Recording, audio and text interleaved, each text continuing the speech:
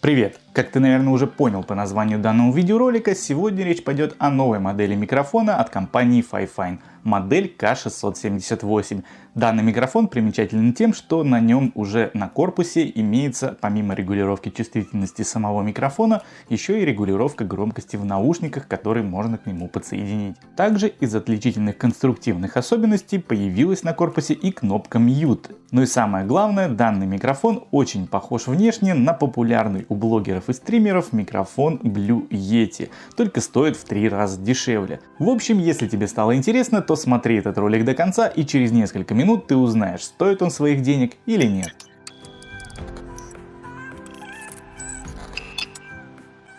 Про комплект поставки долго тебе рассказывать не буду, да тут особо и рассказывать-то нечего. Поставляется микрофон вот в такой вот большой квадратной коробке. Первым делом тебя встречает красочная инструкция по эксплуатации, в которой прописаны и показаны все основные моменты для подключения и работы микрофона. Далее под поролоновой крышкой в поролоновой проставке уложен сам микрофон. Он уже в сборе, с оригинальной небольшой стойкой. Помимо него здесь лежит небольшой переходник под стандартную стойку, а также небольшая коробочка с проводом для подключения. Кстати, в отличие от предыдущих моделей микрофонов Fifine, кабель здесь мини-USB на USB-A. Вставляется в микрофон довольно плотно, не шатается и держится крепко. Корпус полностью металлический и окрашен в черный цвет с матовым софт-тач покрытием. Сетка, прикрывающая сам капсуль, тоже выполнена из металла. Микрофон довольно увесистый, он прилично так тяжелее предыдущих моделей от Fifine. Ну а сама же комплектная стойка также выполнена из металла и имеет софт-тач покрытие. Она крепится к микрофону посредством двух завинчивающихся барашков по бокам. В местах соприкасания стойки и микрофона установлены специальные резиновые уплотнители. В плане эргономики решение хорошее и очень правильное. А вот что не очень понравилось, так это расположение элементов управления. По какой-то причине аналоговые ручки регулятора расположены на задней стороне микрофона, тогда как кнопка мьюта находится спереди. Вполне возможно, расположение регулятора чувствительности микрофона в какой-то степени и оправдано, потому как при его постоянном использовании часто его крутить не придется. А вот ручка регулятора громкости в наушниках — это вещь, которая будет использоваться чаще, так что вот ее как раз спереди и не хватает. В нижнем торце микрофона располагается разъем мини-USB и джек 3,5 мм для подключения наушников. Данная опция очень удобна для мониторинга своего голоса во время трансляций. Здесь же по центру находится резьба под переходник на микрофонную стойку. Она похожа на стандартную штативную 1/4, но шаг там другой. Штативные переходники не подойдут. Провод в комплекте довольно длинный. Если быть точным, то длина его составляет 2 метра. Этого должно с лихвой хватить, чтобы подсоединить микрофон даже в самый дальний USB разъем задней панели твоего ПК. Ну а основные технические характеристики, а также диаграмму направленности ты сейчас можешь лицезреть на своем экране. Ну и, пожалуй, в этом разделе, наверное, все. Теперь переходим к тестам. Ну что же, я подключил наш микрофон Fifine к ноутбуку. Вот зеленая лампочка горит, обозначает она то, что у нас он сейчас в работе. Волюме на микрофоне я накатил на 40%. Волюме в наушниках я никак трогать не стал. Ну, в принципе, я их пока не подключал. Собственно, вот таким вот образом. В системе сейчас покажу, какие у меня настройки здесь стоят. Открыть параметры звука. Здесь у меня вывод динамики Fifine K678. И вот у меня микрофон Fifine K678. Можно здесь вот даже увидеть, что он у нас включен. И сейчас бегает вот эта вот звуковая дорожка, что ли, как-то так. В свойства устройства заходим. У нас здесь стоит громкость на 80%, чего, я думаю, вполне достаточно. То есть у нас в системе 80, в микрофоне 40. В общем, что, я запускаю аудиосети. Сейчас в данный момент двигаем микрофон к себе поближе. И начинаем тест. Раз, два, три, четыре, пять. Это первый тест микрофона Fifine K678. Вот таким образом он звучит, находясь на расстоянии где-то 15-20 сантиметров от рта. И это вполне себе комфортное расстояние, чтобы нормально общаться. Послушаем сейчас тишину, послушаем, как шумят кулера, точнее, от моего ноутбука. Он сейчас у меня из-за того, что запись экрана происходит, он немножко здесь вот охлаждается. В общем, я замолкаю, слушаем тишину, ну или шум кулеров.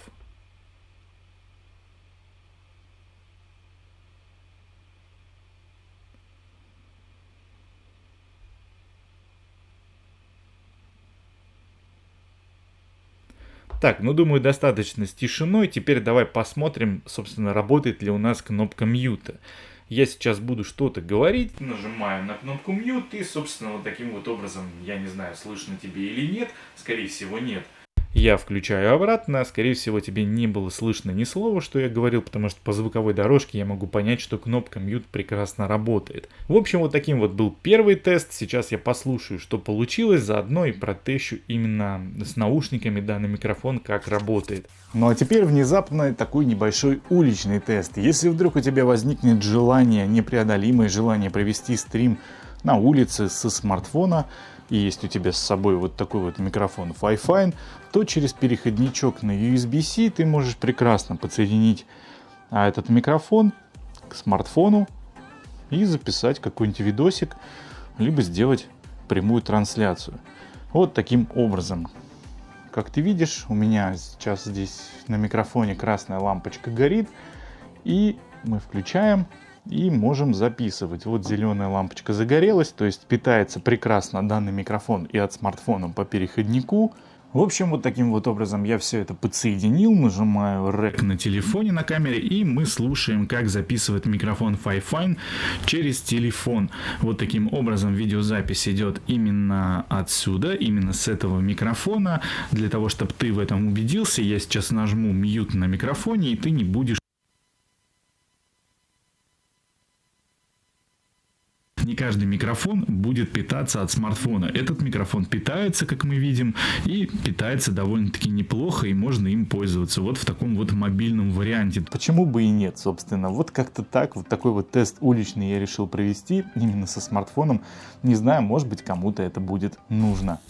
Ну что же, пришла пора третьего теста. Третий тест я планировал сделать на пантографе. Собственно, мы его сейчас и сделаем. Но тут не обошлось без приключений. В общем, вот этот вот переходник, который на обычный штатив идет, он оказался с браком. То есть там, по-моему, резьба что ли не дорезана, насколько я понял, он все время отсюда слетает. Поэтому пришлось здесь наматывать фум-ленту. И вроде бы это мелочь, но мелочь такая неприятная, что в микрофоне за 5000 рублей вот даже такой косяк, как бы считаю я недопустимым. Все-таки ты не можешь пользоваться какими-то сторонними стойками, да, если тебе придет вот этот вот брак. Это неудобно. Да, если ты пользуешься обычной вот такой вот стойкой, окей, как бы, да, ты для этого купил, все с ней нормально, все работает хорошо. Но если ты захочешь прикрепить микрофон на пантограф, соответственно, можешь ожидать вот такой вот брак, и это неприятно, потому что это не стандартный переходник, который можно где-то в любом магазине пойти и купить. Такой переходник ты вряд ли где-то найдешь, поэтому в этом случае, конечно, большой жирный минус я все-таки компании Fi-Fine за этот косяк поставлю. В общем, смысл третьего теста в том, что я сейчас фоном включу музыку в этих наушниках, подключенных через этот микрофон, и параллельно буду что-то читать. То есть такую создам атмосферу а-ля там в студии, да, когда кто-то там рэпчик, либо какой-то вокал записывает, и у него в наушниках играет минус, а он, собственно, в этот момент, запись вокала производит. В общем, давайте я включу какой-нибудь тречочек, у меня тут уже подобран, в принципе. И текст будет у меня на беспроводные наушники KZS2. Давайте так. Вот таким образом я его сделаю побольше, чтобы было удобнее, наверное, читать. Вот. Итак, поехали. На самом деле, за все то время, что я делаю обзоры на беспроводные наушники, у меня на тесте никогда не было полностью арматурных экземпляров. В основном производители предпочитают устанавливать динамические излучатели в свои наушники, особенно в бюджетном сегменте. Оно и не мудрено, арматурная технология стоит дороже, и для того, чтобы добиться сбалансированного звучания от полностью арматурных наушников, необходимо хорошенько продумать все детали самой конструкции. Оттого на рынке все чаще стали появляться гибридные решения, сочетающие в себе одновременно и арматурный, и динамический излучатель. Первый отвечает за высокие и средние частоты, а второй за басовую составляющую. В общем, как-то так вот это все мы воспроизвели. Не знаю, как получилось или нет, я сейчас уже, естественно, это все вставил в момент, когда я это все воспроизводил. То есть вы уже это послушали, я-то еще послушаю, как это получится. Но, тем не менее, могу сказать по предыдущим записям, которые я послушал, что, в принципе, в целом микрофон годный. На самом деле микрофон годный, и при всем при этом единственный вот этот вот минус, который все это омрачает, то это вот этот переходник. По факту же, если вы будете использовать, как я уже говорил, вот с такой вот стойкой данный микрофон, то есть с комплектной стойкой, то проблем не будет.